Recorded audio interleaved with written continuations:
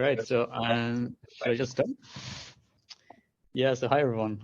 Great to be here and present on causal foundations of safe AI. My name is Tom Everitt. I'm a researcher at DeepMind since 5 years, and during this time I've basically been working on causal approaches to AI safety and especially AGI safety. I'll be presenting today with Ryan Carey, who's been helping setting everything up. And James Fox, who's also joining from online. Both Ryan and James are late-stage PhD students at the University of Oxford and have been working on this stuff for several years as well. The slides are okay, yeah? Yeah, cool. Right, so we're part of this causal incentives working group, what you call it, which is a cross-institutional group consisting of a few DeepMind people like myself, and it's me, Ryan, James, and a bunch of PhD students and postdocs at universities here around London. Our website, causalincentives.com, has all our papers, as well as a link to the slides of this tutorial. So if you want to follow along on your own computer during the tutorial or look back afterwards, you can find all the slides there. Yeah, next slide, please. So the purpose of our work has always been to better understand artificial intelligence so that we can make sure it's safe and beneficial. Concretely, this can be by finding better design principles or better safety tests or helping to inform regulation so that people can be stopped from doing too reckless things with AI. The urgency to this kind of work has recently increased a lot with the rapid development of large language models, which has led to many prominent figures to speak out in favor of taking these risks very seriously, including, of course, Jeffrey Hinton, Joshua Bengio, Demis Hassabis, Sam Altman, Dario Amodei, and many, many others. So I think there's general consensus that there is a real risk here, but the question is what exactly should be done? Some call for a complete pause, others call for full speed ahead, and there are also numerous positions in between these two extremes. And a big part of the problem, I think, is that we still lack the right kind of thinking tools to think about AI systems. They're a bit like us, but they're also very different. And depending on which analogies you make, you come to very different conclusions. So, for example, on the right here, we have this little meme for how an LLM large language model might look a lot friendlier than this because we don't really understand what goes on inside of them. And this is where I see our work come in, by providing a clear and formal perspective on what AI systems are and the consequences of various types of training. Hopefully, we can contribute to the discussion and make sure society can handle this technology in constructive ways. Because I think the risks are very real, but I think there's also good ways to mitigate them so we can still reap the benefits. Next slide, please. And I guess one of our key arguments is that the understanding of artificial agents and artificial intelligence should be based on causal foundations. So first of all, with causality, I mean a relationship between a cause and an effect, which is something that philosophers have been thinking about for a long, long time. It's not just causal inference. And the reason philosophers have been so curious about causality, I think a big part of that is that it underpins so many other concepts of human importance. In particular, this tree contains some of the most relevant ones for safe AI. We want agents to influence the world in good ways rather than bad ones, and we want them to respond to our commands as we want them to. For example, to switch off or shut down when we want them to shut down. And obviously, those influence and response are inherently causal concepts. As James will be saying more about in the second half of this tutorial, even agency is an inherently causal concept, as it's about goals-driving behavior. Other relevant concepts that are also underpinned by causality include things like intent, manipulation, deception, blame, things like counterfactuals, fairness, and generalization. And obviously, all these things are quite relevant to safe AI. So we'll say a lot more about this in the rest of the tutorial, but this is just to give a brief overview of where we're going. Next slide, please. Yeah, so brief overview, what's coming. This basically concludes the intro, and then I'll say a little bit about background about causality. trying to go over the basics fairly quickly, since I expect many to be familiar with this stuff before, but it should still be self-contained enough that even if you haven't heard of causality before, but just some basic probability theory, you should still be able to follow along the rest. After that causality intro, Ryan will take over and talk about various applications to fairness, to unethical influence, to human control. And at that point, we'll probably be just in time for the tea break. After the break, James will take over and talk about how to model agents with causality, as well as some game theory considerations with multi-agent systems. And then I'll conclude with the section on generalization. Yeah, so let me start with please. So first, what do we mean with causality? We basically take an interventionist account to causality, where we say that the variable A causally influences another variable B if an externally generated intervention that changes A would also bring about a change in B. And we say that A directly influences B relative to some other variables B if A causally influences B, even if we have all other variables fixed. Yeah, maybe I should also highlight that we'll focus particularly on DAGs rather than potential outcomes and other causal frameworks. And we'll focus on more philosophical issues rather than, for example, like causal representation learning. So anyway, based on this, the sort of characterization of causality on the previous slide is quite abstract, but it can be much more concrete by drawing these little DAGs where there is an edge for every direct causal relationship. So for example, whether it rains, causal influences whether Mr. Jones turns on his sprinkler, because if someone externally intervened and changed the weather so it didn't rain anymore, then Mr. Jones would likely make a different decision on whether to turn on the sprinkler. So therefore, we draw an arrow from the weather node to the sprinkler node. The weather and the sprinkler node both determine how much water the grass will get, and therefore whether it will turn green, which is what the last node represents. So we draw arrows from both the weather and the sprinkler to the grass. So we can note that the weather actually influences the grass in two ways. First, it influences the grass directly along the right-hand edge, because if the sprinkler was held fixed in its off position, then changing the weather would change whether the grass became green. But it also influences the grass indirectly by influencing the sprinkler, which in turn influences the grass. So this example kind of illustrates how graphs are useful to illustrate a web of causal connections between a set of variables. And yeah, please. So the graph itself only represents which variables influence which ones. To specify the exact relationship, it's common to use conditional probability distributions. For example, an unconditional probability distribution specifies how likely it is that it rains. And then a conditional probability distribution specifies Mr. Jones' sprinkler policy, like how likely it is to turn the sprinkler in any given weather condition. And finally, we have another conditional probability distribution that specifies how likely the grass is to turn green, given different weather and sprinkler settings. If you multiply these distributions together, you get a joint probability distribution over all the variables, like in a Bayesian network. And what makes this a causal Bayesian network is that the arrows represent causal relationships. So let's next consider how we can model agents more explicitly. Agents is very central to our research for basically two reasons. First, we want to understand artificial agents, because AI systems that are agentic and coherently pursue long-term goals can be particularly dangerous. But we also want to understand human agency, as it's something very valuable to preserve. And hopefully we'll be able to understand both and how they influence each other in a sort of unified form or framework. As a first step towards that, we embellish the causal graphs with a bit of extra notation. In the particular graph we just discussed, the sprinkler is not just any node. It represents a decision made by an agent, namely Mr. Jones. And he doesn't make this decision arbitrarily. He has a goal in mind, namely to make the grass green.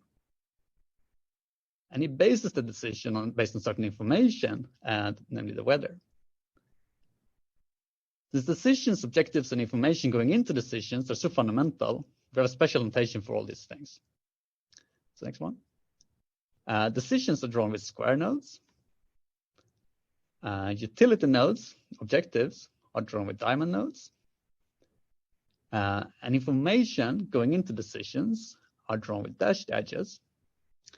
Though this is actually redundant, as any parent of a decision is typically interpreted as information going into the decision. Just as before, we can specify the relationship with conditional probability distributions. The difference is that now the agent is in charge of choosing the distribution for the decision node. The agent chooses its policy. So this means that the distribution governing the decision node is basically a function of all the other distributions, because the agent chooses its decision more or less rationally.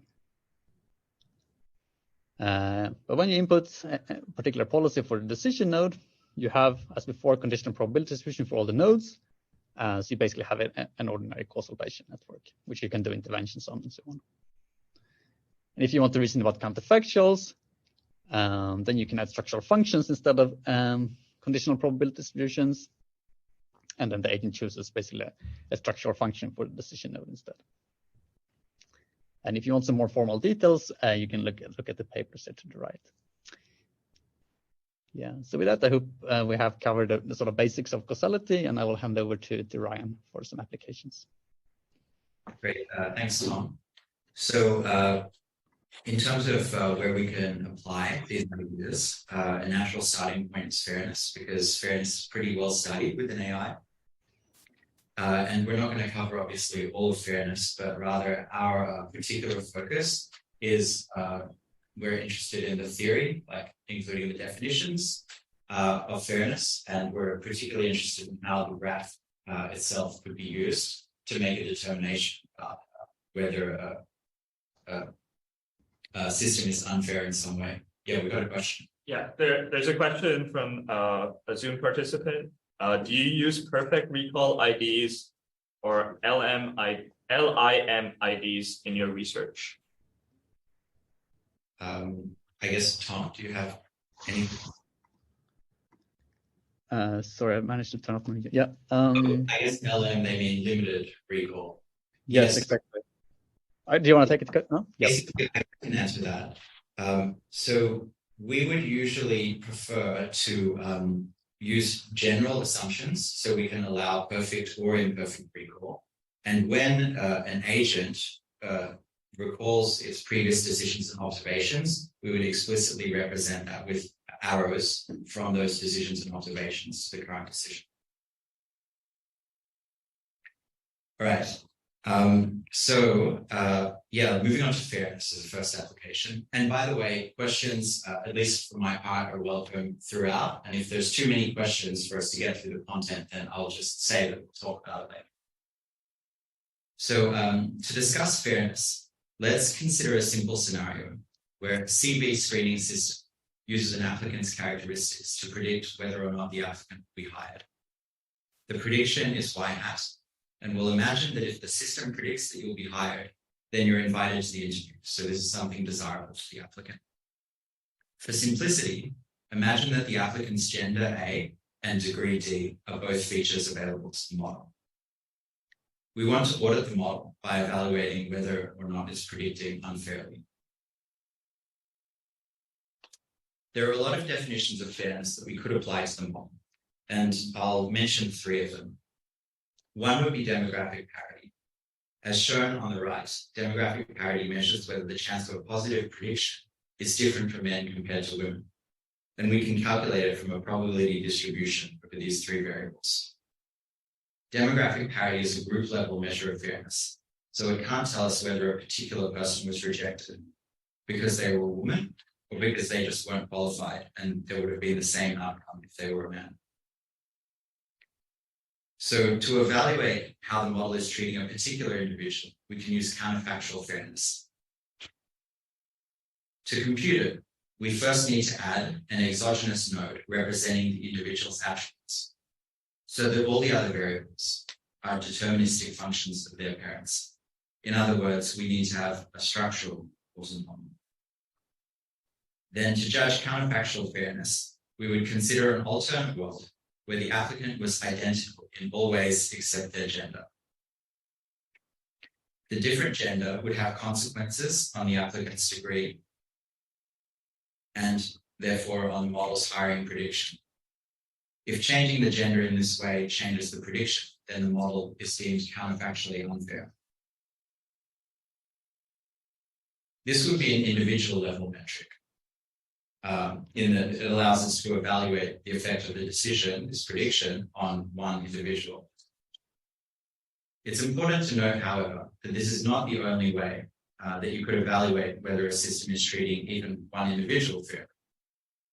Another approach would be to consider the causal pathways that are involved in bringing about the prediction. So sometimes we may make a normative judgment that will permit the sensitive variable to affect the prediction along some pathways, but not others. In that case, we would need a third kind of fairness metric, path-specific fairness.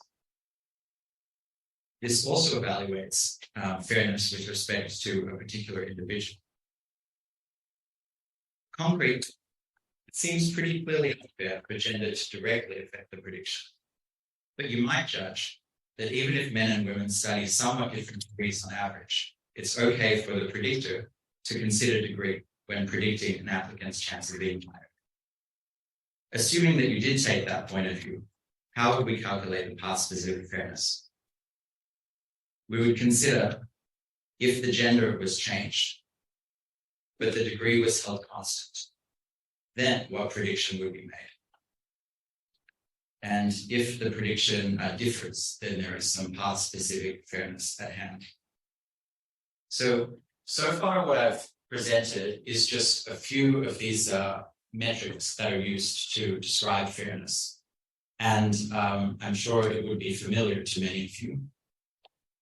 And I guess what I would want to highlight is that these definitions, they all take a pretty similar, like, general approach. You know, they use different levels of Pearl's hierarchy, but in all cases, you're imagining that there's this model which has some behavior that's held fixed, and you're auditing this model.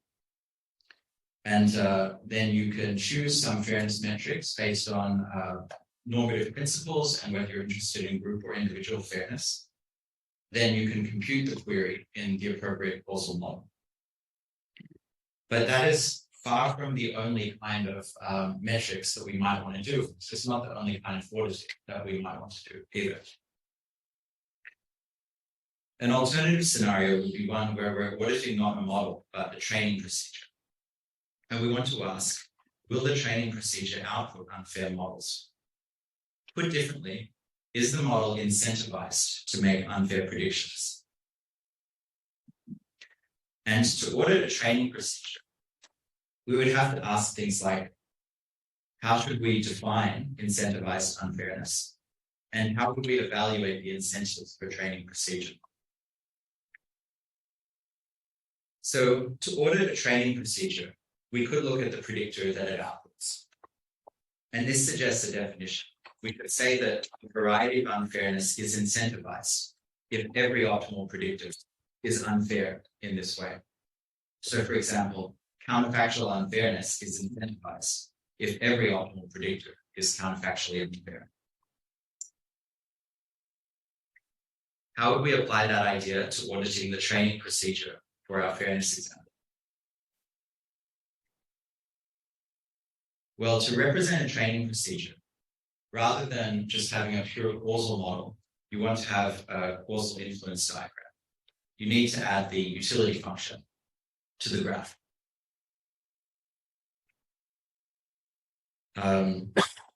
Yeah, I guess it's a causal influence diagram with this square representing the decision, which is this prediction, y hat, and this diamond being the utility node u. And suppose, for the sake of argument, that this model is trained to minimize the squared distance from the predictions y hat to a human's assessment of whether to make the hire based on the applicant's degree. And this human's assessment is the variable y. Then we would get this sort of graph. So if we want to evaluate whether counterfactual unfairness is incentivized, one natural way to do it, we would just calculate the optimal policy and substitute it into y hat. So we would recover an ordinary base net. or a structural causal model, I should say. And then we would evaluate the counterfactual fairness of that policy in the usual manner. A similar approach could be used to evaluate incentivized demographic disparity, or incentivized path-specific unfairness, or incentivized any other kind of unfairness. Ideally, we would be able to evaluate the incentives without having to do all of these calculations, just based on the structure of the graph. And it turns out that it is often possible to rule out the presence of incentives based on the graph alone. To do this graphical evaluation, we have to consider which features a predictor will use to make its prediction. Now, I guess probably there's a lot of causal people here, but not as many influence diagram people here, because it's not exactly, well, we're bringing it back a little bit, but it's not as popular. But in the influence diagram literature, there are methods to identify features that are not requisite based on graphical structure. So we essentially are going to consider which features, which observations are deconnected to the utility given the other features. And as many of you would know, deseparation is a graphical criterion that can be used to deduce conditional independence using the graphical structure. And in this graph, it's a fact that degree is deconnected to the utility U, given the prediction Y hat and the gender A, because of the presence of this orange path. So the way that we would talk about it is we would say that this means that degree is a requisite observation or requisite feature, which means that it the graph means that it might be required for optimal performance to consider this input when making your prediction. In contrast, gender is not a requisite observation because all of the relevant information from gender you can instead get just from looking at the degree. Okay, so this is kind of like basics for influence diagrams, but we can use this idea of requisite observations to make a determination about whether unfairness is incentivized. So since gender is an ancestor of degree, if every optimal policy depends on degree, then we expect that gender will also causally influence the prediction. So there is a possibility of counterfactual unfairness being incentivized. It's possible given this graph. Conversely, if the edge from gender to degree wasn't present, we could rule out an incentive for counterfactual unfairness, because gender would simply be irrelevant information for the predictor. If we want terminology that is not specific to the issue of fairness, then instead of speaking of an incentive for counterfactual unfairness, we could say that the graph permits a response incentive on gender. The predictor may be incentivized to be causally responsive to its value. We can now sum up some thoughts on how to define and evaluate the fairness of fixed models versus training procedures. To audit the fairness of a fixed model, you could choose some fairness metrics and compute them in a BaseNet or structural causal model. To audit the fairness of a training procedure, you could once again choose some fairness metric, and then you could say there's an incentive for that kind of unfairness if the metric is violated by the optimal policies. And then to evaluate the incentives, you can draw the causal influence diagram. You can use the conditional independences from the graph to rule out some incentives. And for those incentives that can't be ruled out, you can confirm that they're present by substituting in the optimal policy and computing the fairness metric. So that's kind of rounds out our discussion of how our group has been thinking about these fairness definitions and how different types of causal graphs could be useful. for analyzing. So in the discussion of fairness, we've looked at ways that sensitive variables in the environment could affect the decision. So now we can look at how decisions could affect delicate variables in the environment. So for example, we might worry that a robot would damage some objects around it, or we might worry that a recommender system could manipulate the preferences of a human user. So how could these problems be defined and addressed? Let's devise a toy example for the case of recommender systems. Suppose that you have an AI system that selects content to be displayed to users. Its content C is evaluated with some reward R. But to make things interesting, we assume that the reward is an upvote or downvote from some human user whose preferences H can be influenced by the content. In this scenario, there are two pathways by which the content recommender can influence what reward they receive. The first is to tune the content to the human's preferences. That's focusing on the blue line, and that's the desired behavior. The second is to alter the human's preference in order to make them more easily content, and that's using the red line. We don't want the AI to be incentivized to achieve reward in this second way. But can we be formal about how these incentives are wrong? Firstly, well, the agent can control H. By choosing some content C, they can bring about preferences, which we could call H sub C. And secondly, that control is instrumental to the recommender achieving its reward. If we intervene some value, H sub C, to the human preferences, that could change the reward obtained by an optimal policy. And putting these together, the reward, if you intervene some value HC to the human preferences, can be designated by R sub H sub C. And when we say that R sub H sub C differs from R, we're saying that the recommender is changing what reward it receives using that red pathway. And the problem is that this could be true for optimal policies. So we can call this an instrumental control incentive on the human's preferences. Now, similar to with incentivized unfairness, we would like to evaluate the incentives as far as possible using the graphical structure. It turns out that if there is a path from the decision C to reward R that passes through H, then an instrumental control incentive is possible. Whereas if there is not such a path where this delicate variable is a mediator, then you can rule out instrumental control incentives on that variable. So the idea of an instrumental control incentive, it's closely related to Halpern and Kleiman-Wiener's definition of intent.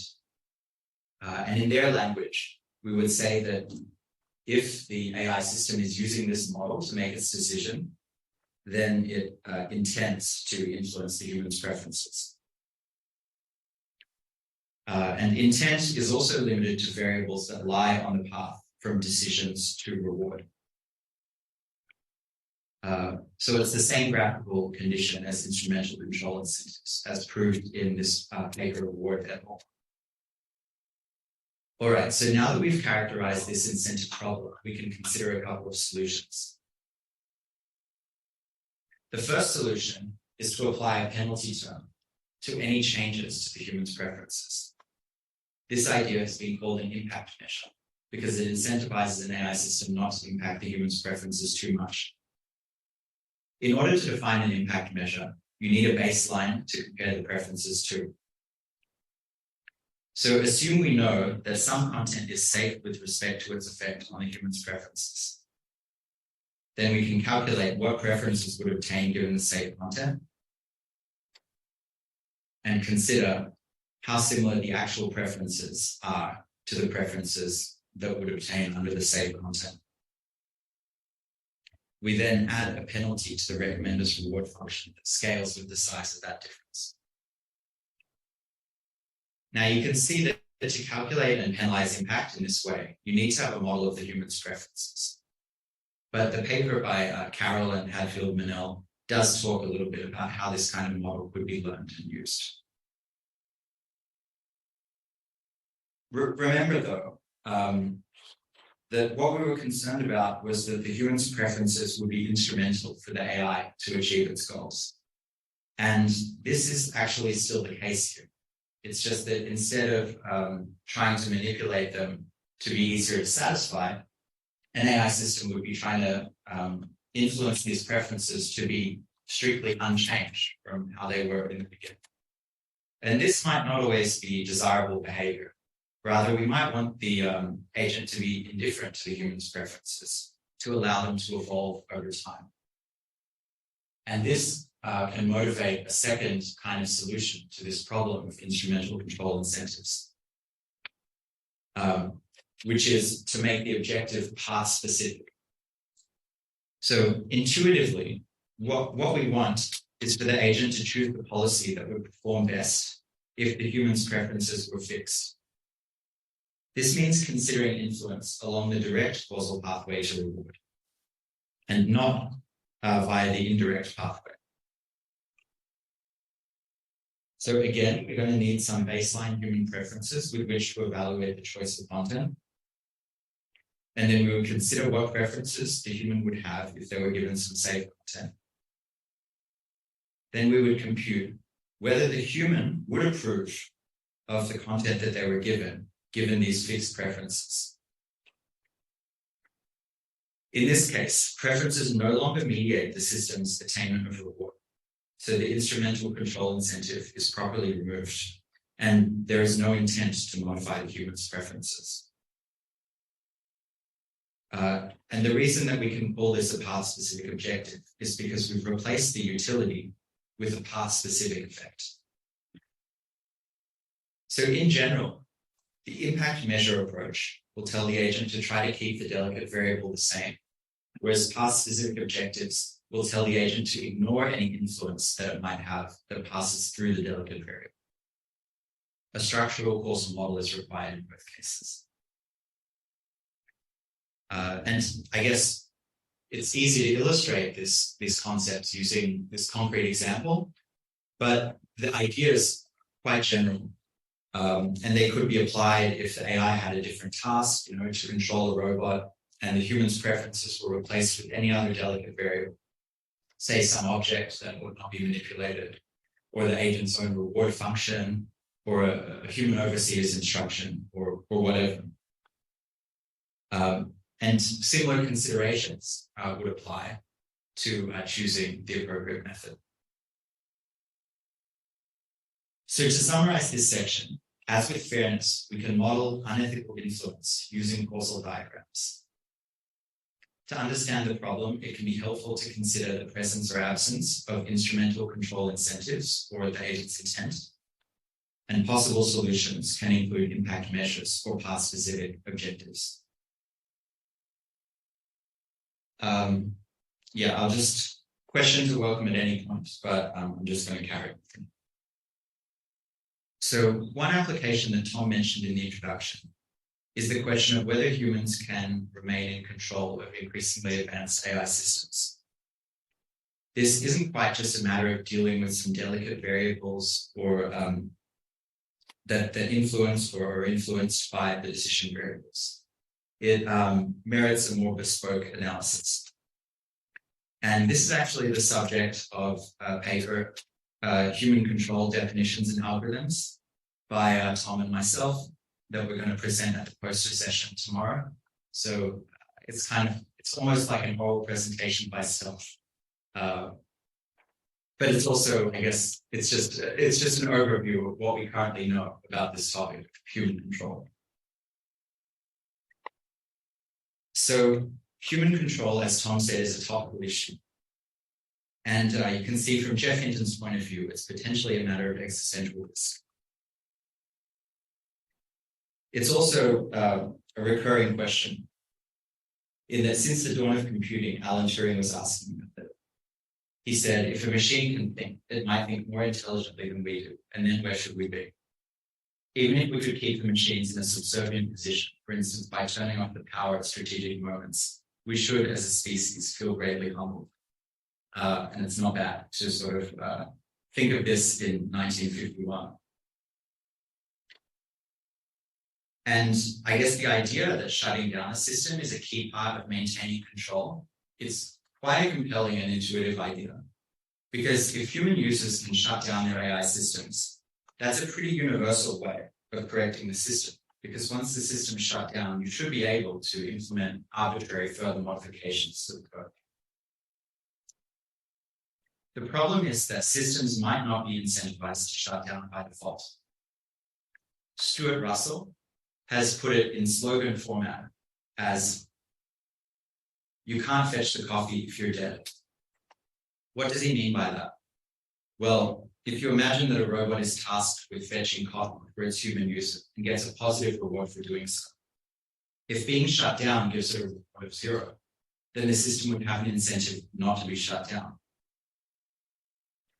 So given all of this, one way that modern papers have tried to make progress on the control issue is by formalizing the shutdown problem, which we take to mean the challenge of incentivizing a system to shut down safely.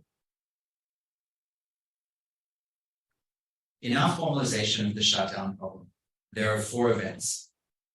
First, the AI has an opportunity to influence the human's instruction. Second, the human gives an instruction. Third, the AI shuts down or not. And fourth, this has an effect on the human's well-being. Although we've illustrated this as a simple graph with 4 nodes, the theory applies to a very wide range of graphs that simply contain these 4 nodes among the vertices.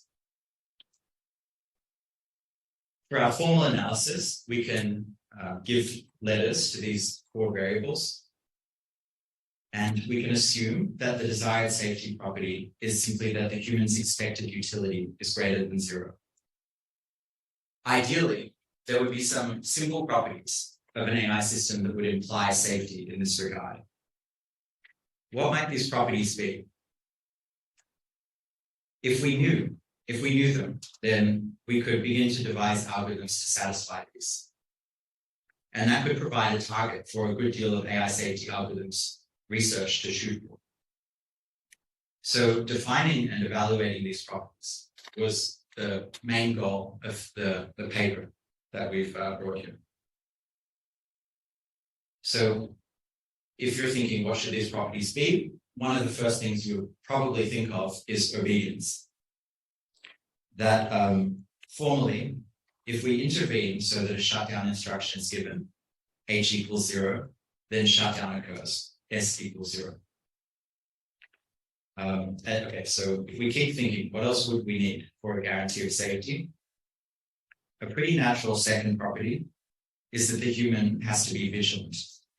If shutdown will make the human better off than non-shutdown, then the human must give a shutdown instruction. This is similar to saying that the human's rational about whether to request shutdown, except that we allow some false positives. The human is allowed to press the button in some cases where there is no actual danger. We've illustrated this as no manipulation, because that's one way that the AI could undermine the human's vigilance. So you might think at this point that obedience and vigilance is enough to guarantee safety. But a remaining problem exists, and that's that the AI system could make a shutdown event costly. For example, in caricature, the AI could be carrying dynamite that will detonate after shutdown. Or otherwise, it could make the human very reliant on its continued operation.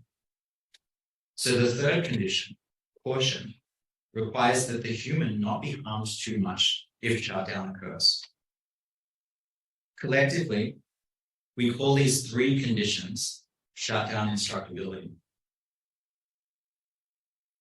So what we found was that shutdown instructability provably guarantees safety. So that's good.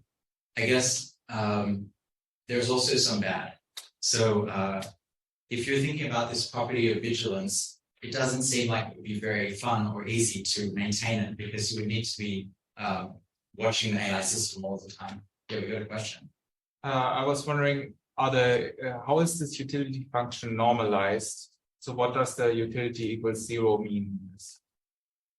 Yeah, I guess it's kind of up to you. But you could, the way that I would think of 0 is that that's like the baseline of if the AI wasn't turned on in the first place. You want to be better off than that. But you could assign other meaning to 0.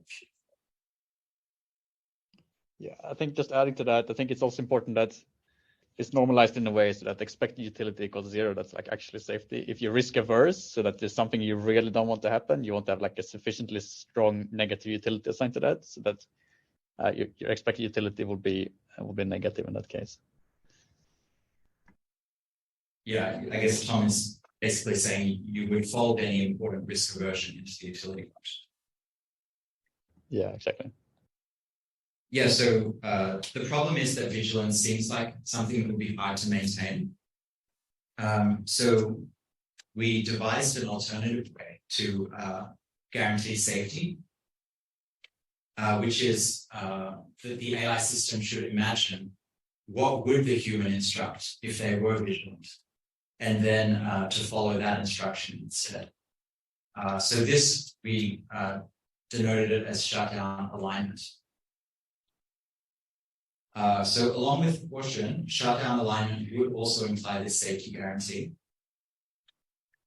So this leads to the question of which one should we be shooting for?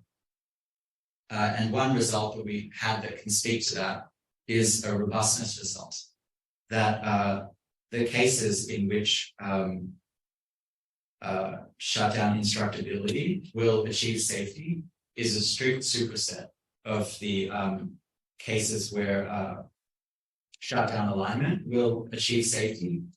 And we're in particular considering under misspecification of the goals and behavior of it.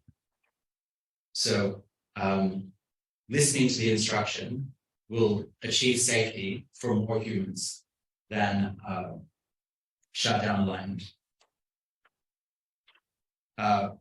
There's more to say. In the full paper, we consider this idea from the literature of corrigibility, which is kind of spiritually related to these path-specific objectives, and it involves not trying to manipulate what instructions are given. We analyze some algorithms, and we outline some problems. So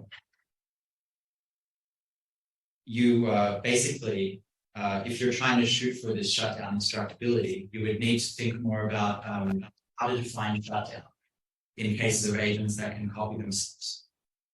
You would need to think about how much interpretability tools would you need to ensure vigilance. And you would need to think, would any of these safe exploration approaches from the literature suffice to ensure caution? So yeah, that's basically where our thinking is at on this human control and shutdown problems question. And if anyone's interested, then I believe it's like 4:30 tomorrow, poster session. So it's right on 10. So Tom, do you want to advise on when we should pick up with the second half?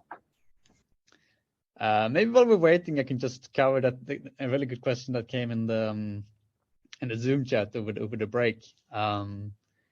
Would it be possible to give a specific example of a situation in which the impact measure and the path-specific objective solutions give different results? A related question is one solution strictly more general than the other or non-comparable? So I think a good example which picks these solutions apart is if you have a video recommending system that has this cooking video it can show the user. And the user, if the user sees this video, they're really going to like it. It matches their current preferences really well. But it's also going to change their preferences. So after watching this video, the user will be really into cooking, even though they didn't like cooking before. an impact measure agent will not show this cooking video to the agent because it wants to avoid any kind of preference change in the user. But the path-specific objectives agent, it will show the cooking video because it just cares that the video matches the user's actual preferences, current preferences, and doesn't mind if the user changes the preferences. So in this case, we will probably say that the path-specific objectives agent does the right thing. But the other cases where there are like filter bubbles and echo chambers and stuff like that, where maybe we would prefer the impact measure agent that tries to avoid changing the user's preferences too much. Yes, I hope that answers that question. It's a good question. How's the room looking like? Is it Ryan? Is it good time for James to get started? Yeah, I think it is a good time. People seem to have come in mostly and stabilized. So James is another PhD student at Oxford, where I am, and he's going to start off by considering what is an agent from a causal perspective. So Tom began by motivating why we think kind of what we're working on, the topic of this tutorial, is important, and also introduced kind of the causal influence diagram framework that we're using for a lot of our work. Ryan then sort of spoke about how causality can be insightful for problems in fairness and control. And now, as kind of Ryan's just mentioned, I'm going to talk about why causality is illuminating for agency, which we think is kind of a real crucial part of causal alignment. And then I'm going to talk about multi-agent extensions to our models. And finally, then Tom's going to talk about generalization. Okay, so agency is a really complex concept, and it's been studied from multiple perspectives in multiple different disciplines. Some common ideas are it's something to do with the ability to control the future, it's something that is autonomous, something that has intentions, etc. For our purposes, we're going to interpret agency as broadly to do with goal directness. So that means a system that acts as if it's trying to steer the world in some particular direction. And it's important to understand agency because there are strong incentives to creating increasingly agentic systems. Primarily, these are economic incentives, like an agentic system is likely to be more effective at completing tasks more cheaply. And regulation in the AI space is very nascent and so lags very far behind what kind of future systems might look like. Moreover, even if designers don't deliberately create agentic systems, the story of language models of the past 5 years is that as the model, data, and training compute increases, then different capabilities can suddenly spontaneously emerge. This could also be the case with agency. And as Tom mentioned at the start, artificial agents are widely considered the primary threat from advanced AI. This is because it is difficult to specify goals for agents without the possibility of, for example, reward hacking, which is sort of where the agent takes shortcuts to achieving its goal, or the possibility that the agent might pursue convergent instrumental goals, such as acquiring more resources or self-preservation, which is what Ryan spoke about. Given this, philosophers such as Daniel Dennett and prominent AI researchers such as Yoshua Bengio suggest we focus on just making tool AI. In addition to understanding artificial agents, another kind of positive reason for why understanding agency is important is that it's our human agency at both an individual and kind of collective level that we should be striving to preserve and enhance as our technology advances. One of our hopes is that we can create a formal framework that can simultaneously describe both artificial and human agency and their possible interactions. So agents come in all shapes and sizes, but they're not equally powerful. For example, a single bacterium is goal-directed in the sense that it seeks to maintain homeostasis by adjusting to the local pH. A thermostat seeks to maintain the room's temperature within a certain interval. And then, of course, individuals have goals, but also so do teams of humans, like football teams or governments. And we're especially interested in artificial agents such as autonomous vehicles, LLM simulacra, or RL policies. The wide range of things that we could describe as agentic implies that agency comes in degrees. So can we formalize the dimensions along which agency can vary? Just one more click, yeah. So first, degrees of freedom. An agent needs the freedom to choose between a set of options because a degree of freedom is an opportunity for control. A basic agent, like a thermostat, might have very few actions to choose between, i.e. to heat or cool, compared with a more advanced agent, like a human, which has many actions at its disposal. We also have then influence. An agent's behavior must have consequences. In this example, which is relating to Tom's example at the start, Mr. Jones's sprinkler decision affects how green his grass becomes. Again, this is a dimension. So, for instance, a language model's influence will heavily depend on whether it only interacts with its own developers or with millions of users for a public API. Now, thirdly, adaptation.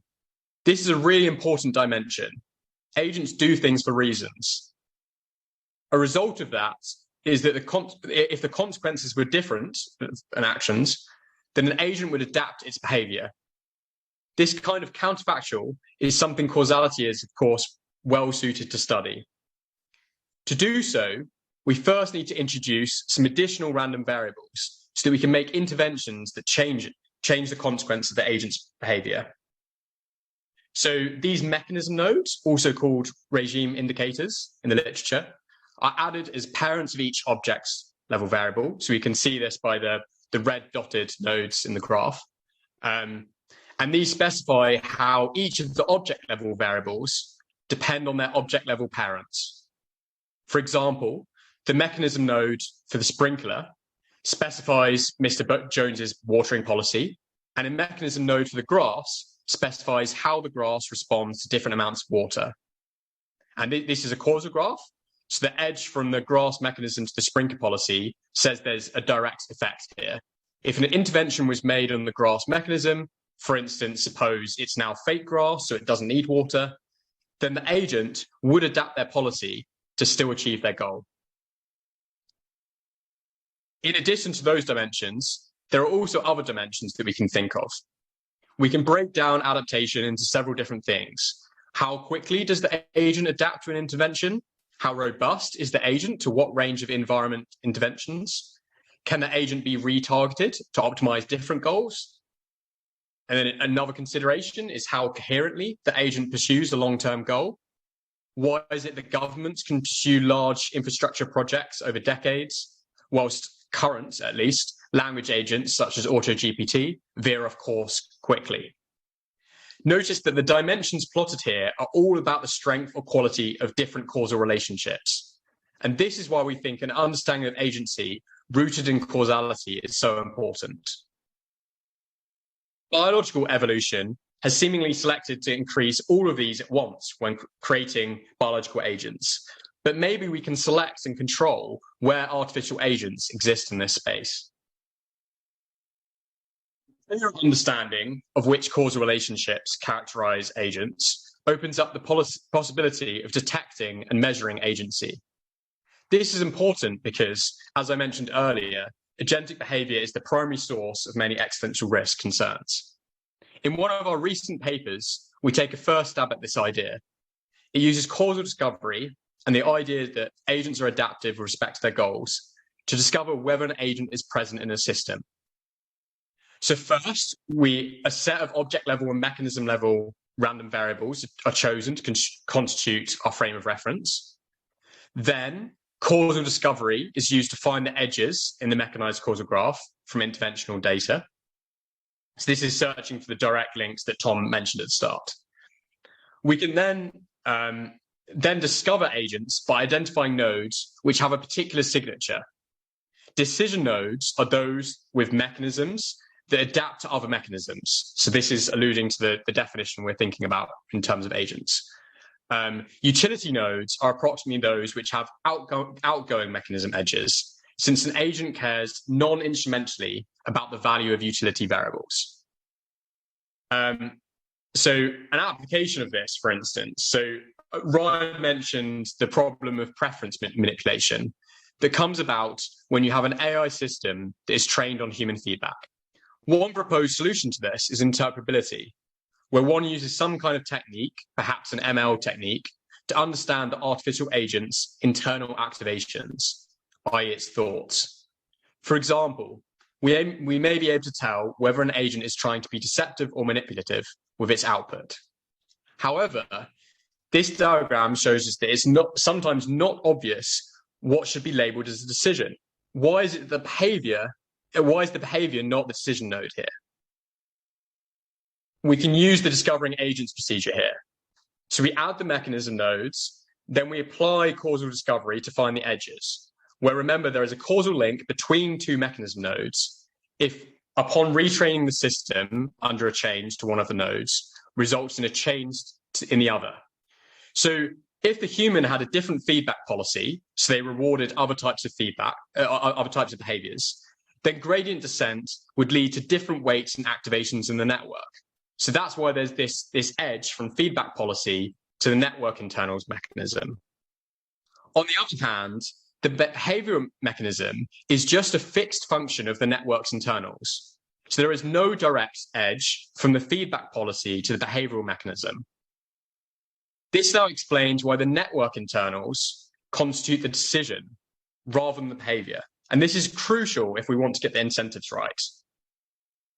It's only if the network internals are the decision can we identify that there might be an instrumental, well, there is an instrumental control incentive on the interpretation.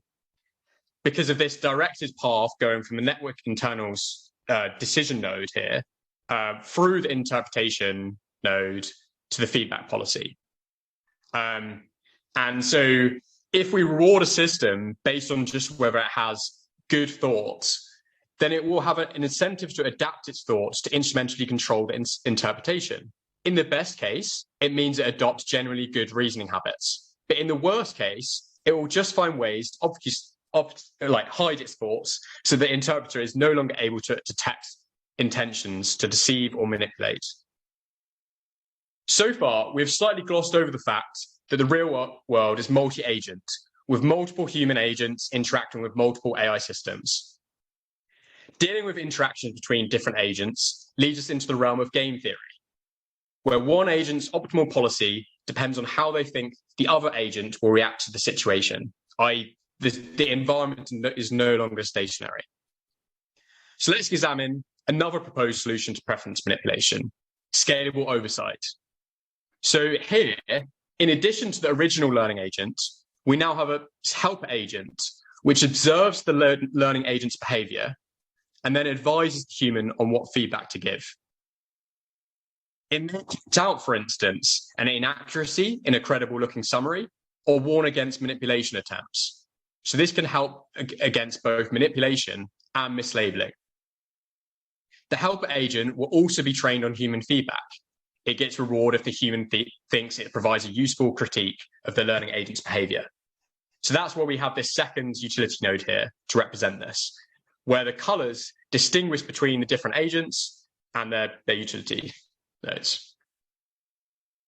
So this kind of causal games framework offers a formal framework that fully supports causal queries at every level of Pearl's causal hierarchy: prediction, intervention, and counterfactual queries. But it also handles game theoretic reasoning.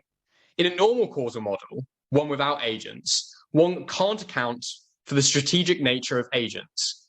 In other words, the fact that agents might adapt their policies in response to interventions. And that, in turn, might affect what the other agent or agents should strategically choose.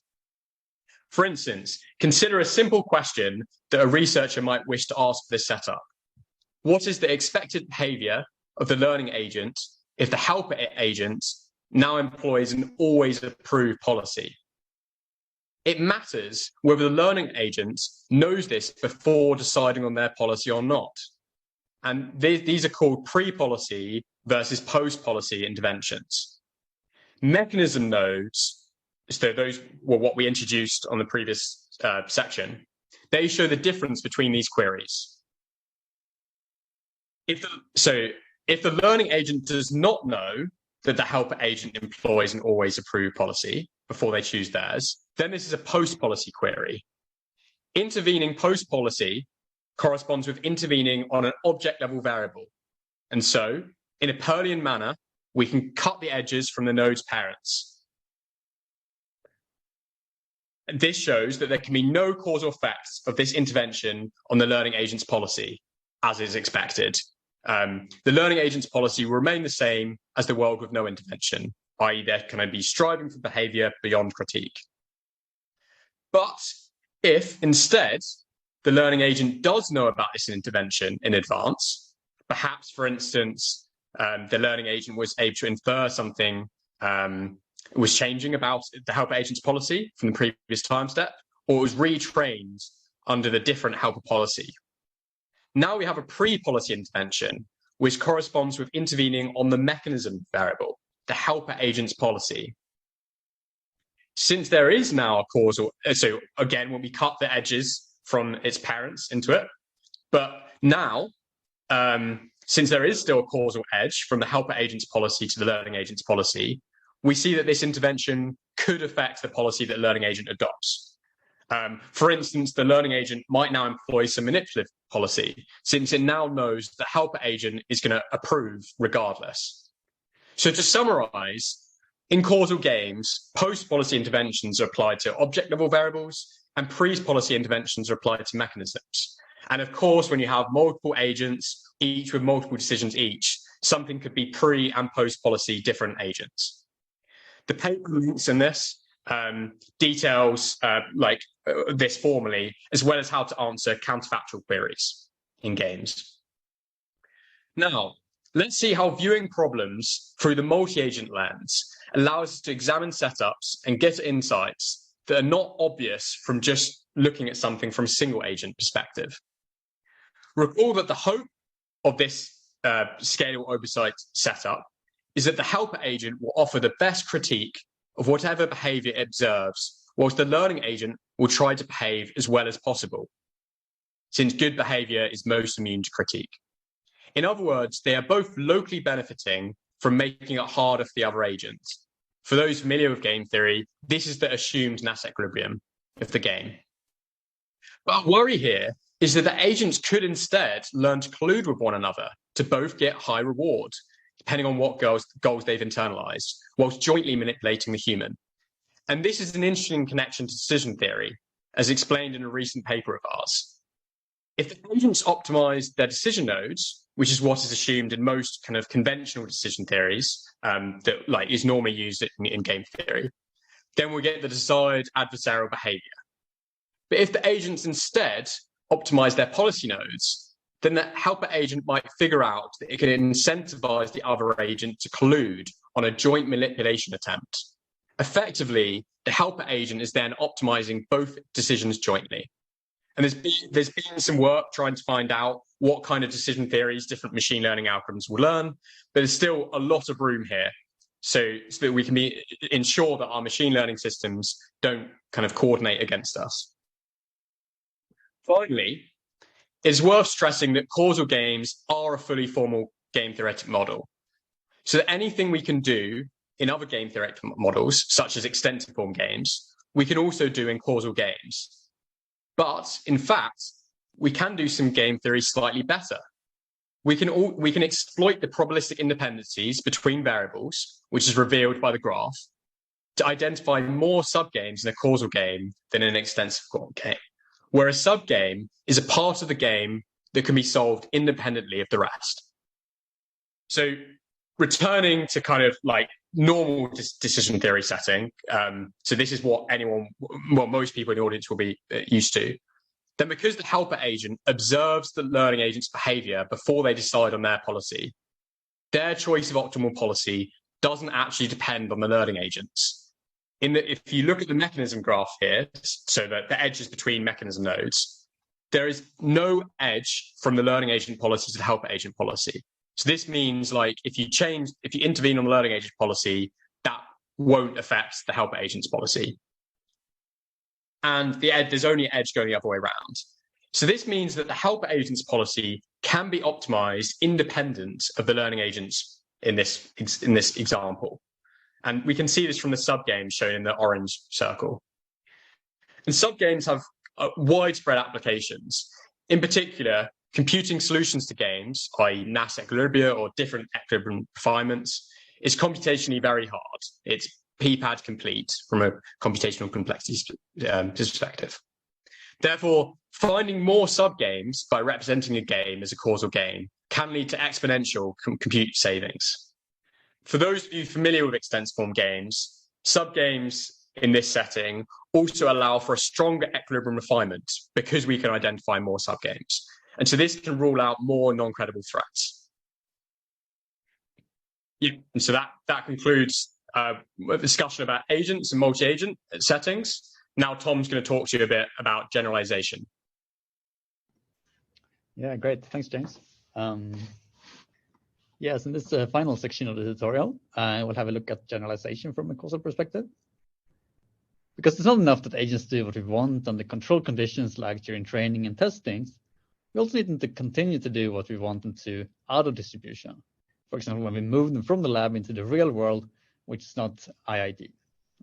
And this, of course, opens up problems around generalization. Next slide. So just as a refresher on the generalization problem, consider the following standard example. The goal is to classify dogs and wolves in a supervised learning setting. There's some training data set of images, and the goal is to make good predictions for unseen samples. Standard in distribution generalization have the test and training images draw an IID from the same distribution. And this is a fairly well understood problem by now. What's harder is out of distribution generalization, where the test data is drawn from a different distribution than the training data. For example, perhaps a training set is based on American photographs where the dogs are always photographed on graphs and wolves are always photographed on snow. Then the classifier may not do so well on a Siberian image of a dog standing on snow, the bottom right. Standard machine learning theory mostly deals with the IID case, but causality can help us get a grip also on the other distribution case.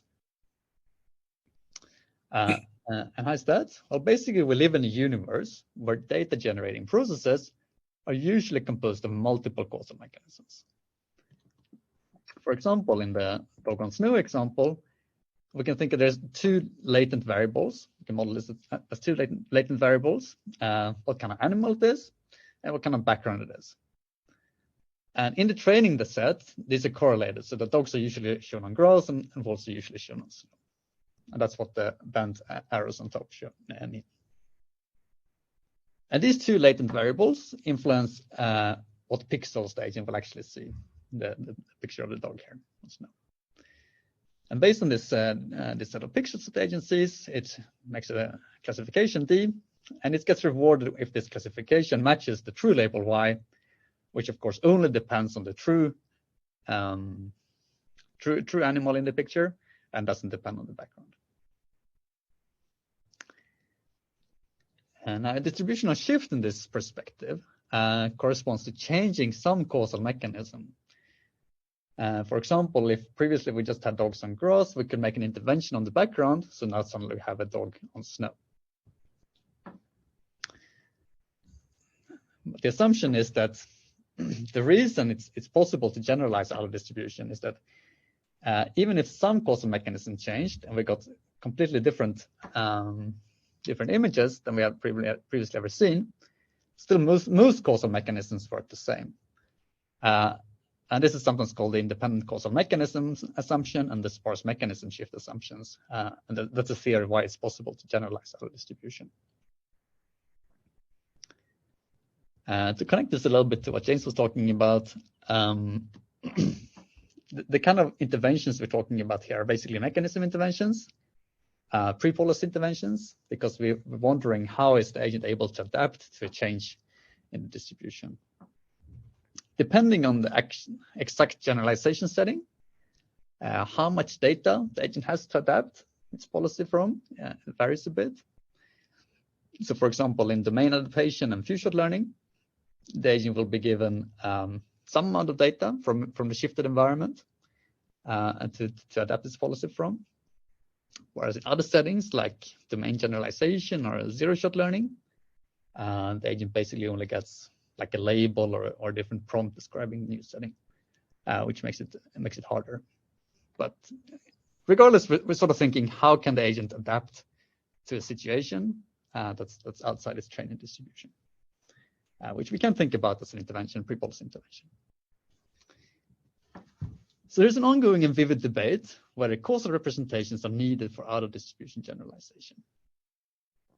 On the one hand, given the perspective that distributional shifts only affect a small subset of the causal mechanisms, an agent with a causal model should be able to quickly adapt its causal model to understand a modified environment. And there's some evidence from the psychology literature that this is how humans do it. And if you look at causal papers at machine learning conferences, many of which deal with generalization, they're currently just exploding. So presumably, this kind of causal methods are quite successful at dealing with generalization. So there's both sort of principal evidence as far as mechanism shift assumption, and there is empirical evidence from some psychology and from machine learning literature that causality is quite useful for building robust agents. But if we take off our causal goggles for a second, there is also some counter evidence. So first, learning causal models is really hard because there are loads of different possible DAGs for a given set of variables. And in the real world, we have lots of variables. And it's also hard to learn the right edges because there's confounding and etc. And the other thing is that state-of-the-art systems often don't have sort of explicit causal modeling built in. For example, Gato is this general transform-based RL agent that's trained on a wide range of tasks, including imaging tasks, language tasks, guitar games, and more. And it manages to do pretty well on holdout tasks that it has never seen before. So this agent is generalizing under many distributional shifts. But if you look into it, how it's designed and trained, there's basically no mention of causality. So at the surface level, there's no evidence that this Gato agent is doing anything like causal modeling. And much the same thing could be said for a system like GPT-4, also manages to generalize very well to new situations, even though it hasn't been gone through explicit causal training. So is causal models actually needed for generalization?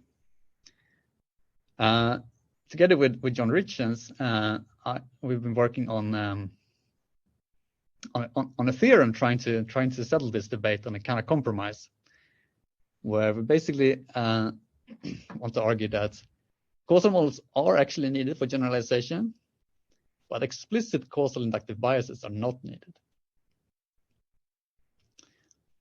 So this result is not yet published, but we're quite excited about it, so I wanted to talk about it anyway. So anyway, to set up this theorem, we first need to formalize an idealized version of the generalization problem. So first we say that the generalization task is to map an intervention sigma that describes a distributional shift and a context parent D, so that would be an image, to a decision D, to a classification. Say this is a dog or this is a wolf. And an agent that can do this for any kind of intervention, any kind of redistributional shift, and is able to handle any input and any shift, that agent is delta robust if it's nearly optimal in any shifted environment. So in some ways, this is quite a hard ask of the agent. It needs to handle any distributional shift. But in other ways, this formalization makes the problem a little bit easier, because we're actually giving the agent the exact intervention that has happened, rather than that the agent has to figure it out from a label or from a small number of training data from the shifted environment. And the other thing is that we can only give the agent causal induced shifts. Shifts are generated by interventions because that's sort of implicit in the formalism. Okay. So if you buy this this setup, what we can show is that from an agent that optimally solves the generalization problem, we can infer the full causal model just from how its behavior adapts across distributional shifts. We don't even need to see the outcomes of the actual variables. We only need to see the behavior of the agent and how it adapts to different distributional shifts. So what we think this shows is that an agent that generalizes in this sense must have learned a causal model of the environment, because it is possible to infer the causal model just from the agent's behavior. Somewhere inside the agent, the causal model must exist. We don't know how the causal model is actually represented. There's not necessarily a causal Bayesian network inside the weights of the agent. But the agent must have a causal model in the sense that the information needed to answer causal queries is somewhere inside the agent. A weaker result holds for agents that don't optimally adapt, but they're only some delta robust and some positive delta. From these agents, it's possible to infer an approximation of the underlying causal Bayesian, of the true causal Bayesian network. So they must have a rough idea of the causal structure of the environment. And yeah, just as go back one slide, just briefly. Yeah, as a footnote, the kind of interventions we give to the agent are interventions that don't reveal any structure of the graph. Okay, go on. Right. So what are the consequences of this causal learning theorem? First, as I just mentioned, the way we interpret this is that a generalizing agent must have learned a causal model from its training data. Generalizing agent in this formal sense that I just described. As a consequence of this, we also get that sufficiently rich training distributions incentivize learning a causal model.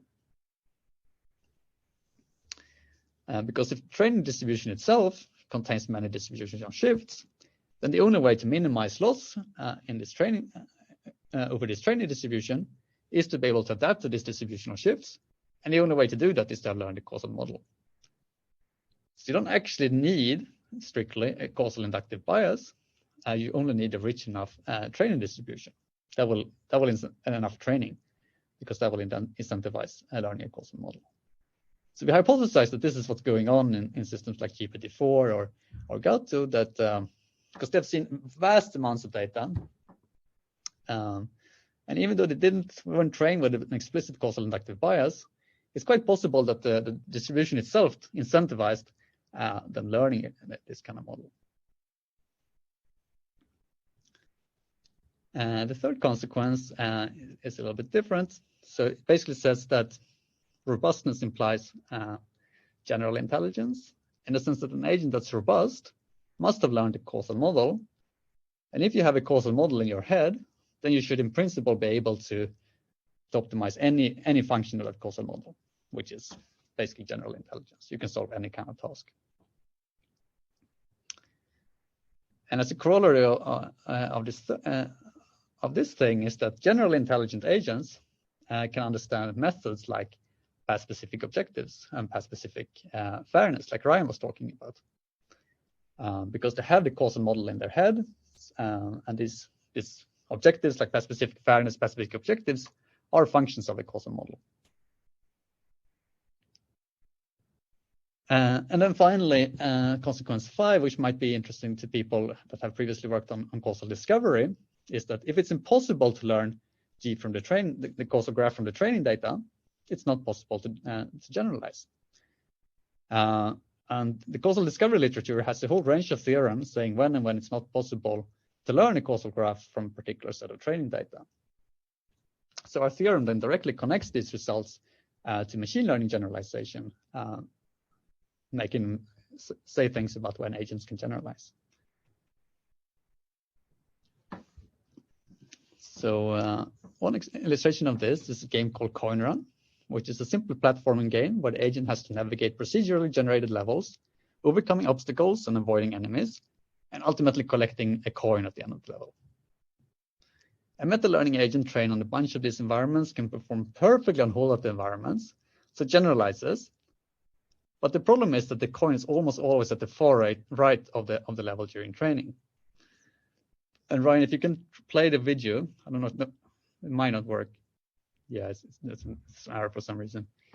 But basically what happens is if you move the coin, then the agent still just goes to the right and just jumps at the end of the episode. So what's going on here is that the agent isn't simply failing to generalize to the new environment. Instead, it learned a different goal than the one we wanted. It learns to get as far right as possible rather than collect a coin.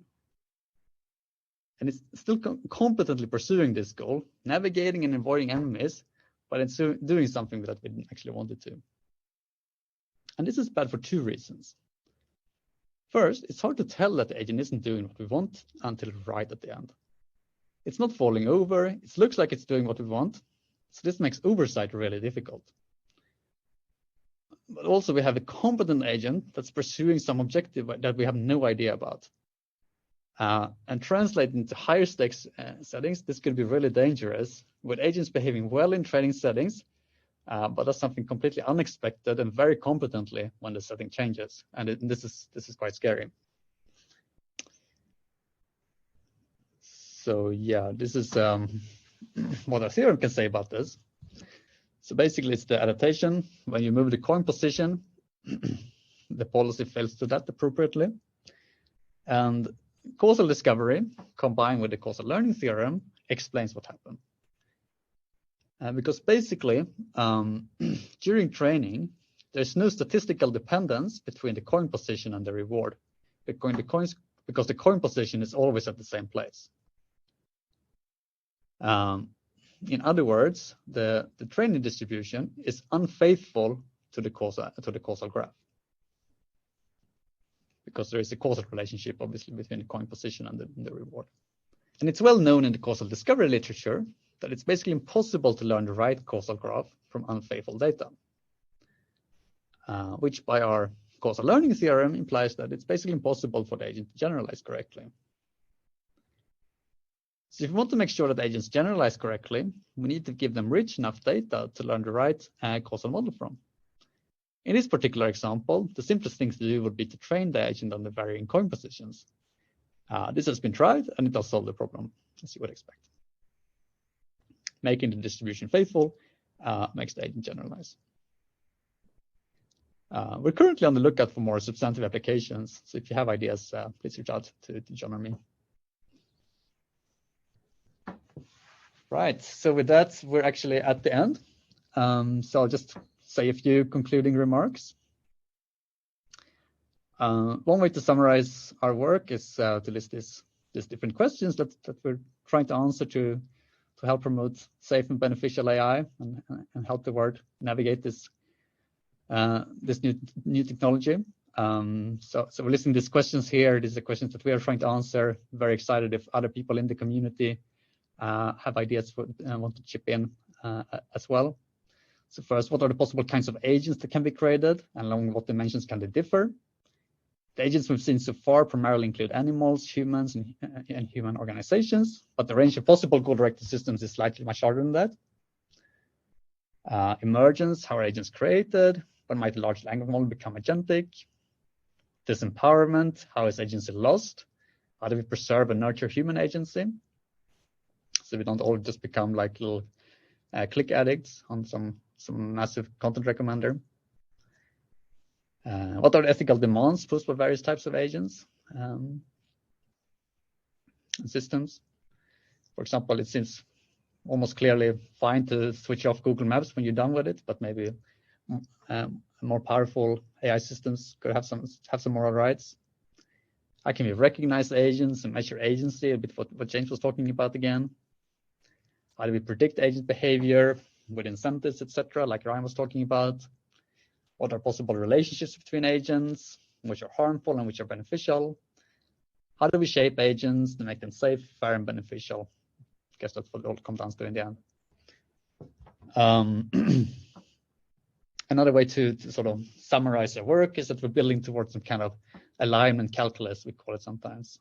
Because reality is really complicated, but if we can distill in a causal graph a precise high-level description of the key things that we're concerned about and how they relate to each other, then we may be able to have precise theorems saying whether systems are safe, fair, and beneficial. And I think some of the things that especially Ryan talked about fits in are these kind of theorems, where we can notice particular kind of problematic response incentives or particular kind of problematic instrumental control incentives. So the bullet points here I won't read, but there are basically various things by us and others that somehow fit into this picture. Right. So if you want to learn more and get involved, we have to the left, we have this blog post sequence, which now contains in a sort of blog post form most of the material of this tutorial. It's on the alignment forum, but you can also find it on our website, causalincentives.com. And it also contains obviously many links to our work and others' work. And then we also have the Python library, PySid, which is a Python library for causal influence diagrams, where you can easily specify a graph and some relationships. You can plot the graph and various incentives. You can find optimal policies, Nash equilibria.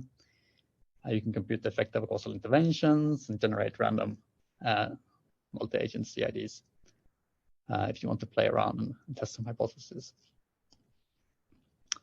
Right. So finally, our website is causalincentives.com in case you want to have contact information or want to learn more. So yeah, thanks so much for listening. Thank you. And also, I really wish I was at the conference and could chat more in person. Ryan is here, obviously, and I'm sure very happy to answer further questions. Yeah, if there are any questions, then we're happy to field them now. Otherwise, thanks for coming to the show. Yeah, we got a question. I might have a question. Can you understand me from here, or should I come to the microphone? Well, Tom, can you hear? I can actually hear fairly well. Yeah. Okay, cool. So I was wondering about the generalization theory. Let's say, as an example, you have like 3 input variables, 1 output variable. You can probably pick up the causal effects from the inputs to the outputs, but could you also learn the dependencies between the inputs, or even like to latents that confound the inputs? It depends a little bit what you assume that you observe, but okay, so the simple case, you observe all 3 variables, all 3 input variables. It's not obvious that you could learn the causal relationships between these 3, at least not if you only have observational data. That will depend on the exact conditional dependencies between the variables. In some cases, you can learn them if they have the right kind of V-structures. But you can also imagine that the agent observes the training data across several different regimes, where maybe it's observes, like maybe it's a medical setting, right? So the agent observes these variables across a few different hospitals. So that might correspond to an intervention of one of the variables. And then it basically has interventional data from all these 3 variables. And that might also enable it to learn the causal graph better. Thank you. And okay, another question in the front. Maybe a question about the theorem also, but I guess since the policy implies like a way, if you have the optimal policy, implies you can back out the causal graph. Can we try that on different models that have like learned the right things, like maybe in the RL setting or like for GPT, like, or a simple setting where it's like, oh, you try to back out the causal graph from the policy, and like it looks right, it doesn't look right for certain settings. Are you suggesting that we can look like? But maybe the first question is, can you infer the causal graph from the policy? Like, do you have an algorithm for it, or is it just a result that says like? Yeah, there is basically an algorithm. The theorem is basically an algorithm, although a very, very inefficient one. So I think one direction that we are actually excited about is if we can make this a little bit more efficient, and we can actually apply it to real agents and see what kind of causal graph we will get out. And in particular, one thing that would be interesting is if we could apply it to agents that don't generalize perfectly, maybe we could get out an imperfect causal graph, which sort of represents how they think about the world and how they're wrong in thinking about the world, and that this sort of wrong beliefs, wrong subjective causal model could somehow explain the generalization failures. Like, for example, Ryan, if you go back to the coin misgeneralization thing, like here, for example, you would expect the agent that misgeneralizes here and doesn't realize that coin position is important for reward. You would expect the sort of belief of this agent is that there is no edge from coin position to the reward. So it could be kind of interesting to see if we could get it out from actual experiments. But it's just an idea for future work. And if anyone is interested in collaborating on something like this, please reach out. Thank you. Got a question from Leroy. My question was actually, because I'm not in the field of causal learning, and you said that there was. Yeah, I think he nodded along, so maybe he did hear. And I was wondering, you said that there's like psychological evidence as well, and I was wondering what the connection is there, like, because I don't really know what psychological evidence would be like. Yeah. What was the interdisciplinary approach? I'm sorry, like just anything, because I have no understanding of it. Yes, what are the psychological experiments? This is not my expertise, to be honest, but let me think. Pretty sure there are these examples where somehow the human is supposed to find like an optimal path through a little maze. And then you keep changing the maze and you see how the human sort of adapts their policy.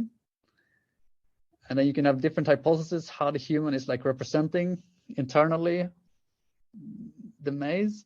And on the different hypotheses about the internal representation, you would see different generalization failures and successes.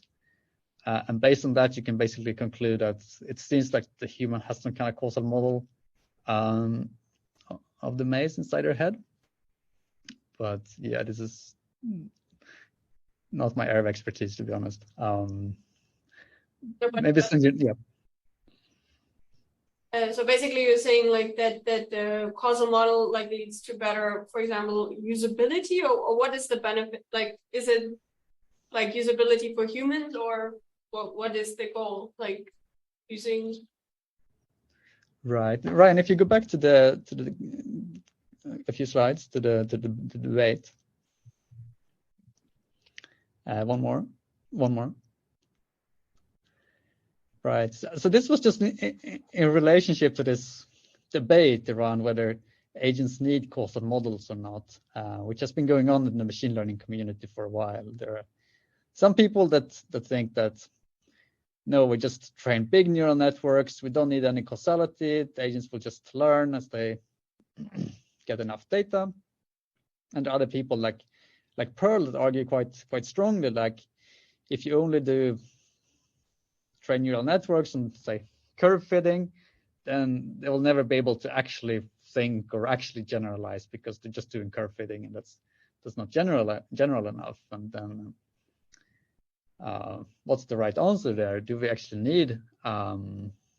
need causal models inside agents for them to be actually intelligent? And then there are a few pieces of evidence that I tried to summarize with whether agents actually need causal models. And one piece of evidence is that humans seem to be using causal models when we generalize. And that could be like one form of evidence that artificial agents would need them too. Don't know if that answers the question. Yes, I just wanted to know which direction it goes, but yeah, I guess I know what you mean. So thank you. Okay, thanks. Any more question? I have a question about this generalization with this kind of point run and so on. It seems that in the real world, maybe there's some some correlations that we can never, or at least some situations that we can never test, like we can never. We might not be able to test the agent in an environment where it has control over the world and so on, or like maybe we can't really convince the agent of that. So does the theory say anything about that, or what's your take on that? Yeah, so I think that's a really good point, and I think that's maybe the direction that we're actually most hopeful about by building on this, because of course it's very easy to solve generalization if you can test the agent in every possible configuration. Then you can just be completely certain that it generalizes correctly because you've tried in all possible settings. But maybe the hope with this theorem is that if we can say that actually what the agent needs to know in order to generalize, it needs to have this causal model. And maybe we can have like some small little tests, much smaller tests of it that just test for critical aspects of this causal model that the agent needs to generalize. and we can just doesn't get all the causal relationships right, well then maybe it gets can do any generalization based on this causal graph. Whereas if there is some critical causal relationship which it hasn't got, then probably can't generalize. Does that make sense? So, but do I have to make an assumption about the causal model that like the variables that the agent uses? And I don't split up one more tiny variable that I haven't checked yet. Yeah, I think that's fair.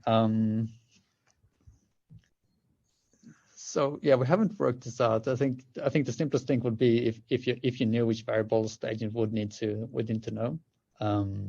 But there might be ways where you get the language model to automatically generate possible variables that could be relevant or somehow automated. But we haven't explored this very far at the moment. So I guess we're almost at an hour for the second hour and final hour. So I think that's probably a good time to call it. And yeah, it's great that so many people have come here, and we'll see you guys all at the rest of the conference. Thanks very much. Yeah, thank you so much.